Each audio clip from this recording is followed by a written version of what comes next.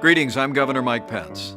You know, it's my honor this year to serve as the Republican nominee for Vice President of the United States with my running mate, Donald Trump. I'm grateful to be able to join you, if only by videotape, but I'm not sure how they introduce me. The introduction I prefer is pretty short.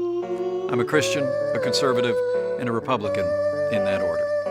And really, it's as a fellow believer that I'm particularly honored to be able to address you today. I know every one of us has our own story about how we came to faith. For me, I was raised in a family where faith was important. Church on Sunday, grace before dinner. But my faith became my own when I made a personal decision to trust Jesus Christ during the spring of my freshman year in college.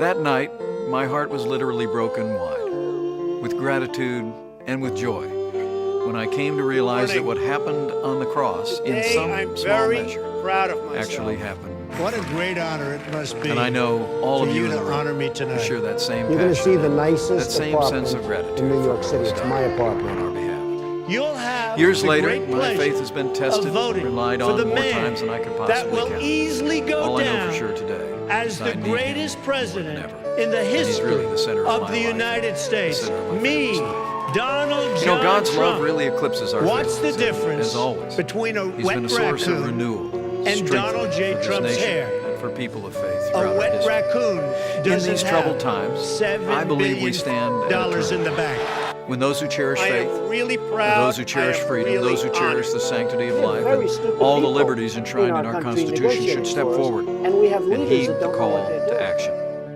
I joined Donald Trump on the Republican ticket because I believe he has the right leadership and the right vision to make America great again.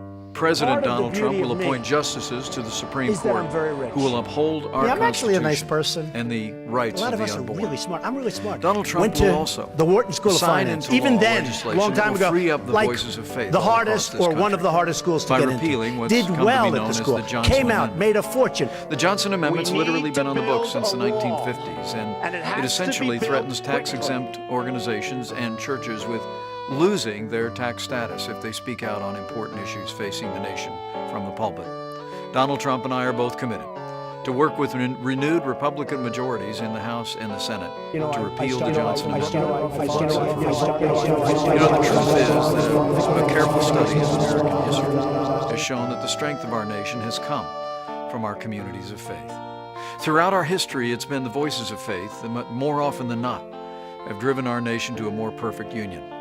It was the pulpits around the American founding that thundered against the tyranny of King George.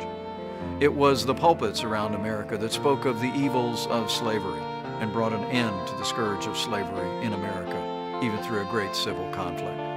And it was voices of faith and communities of faith that transformed our nation through the civil rights movement in our own lifetime, and we're a better nation for it.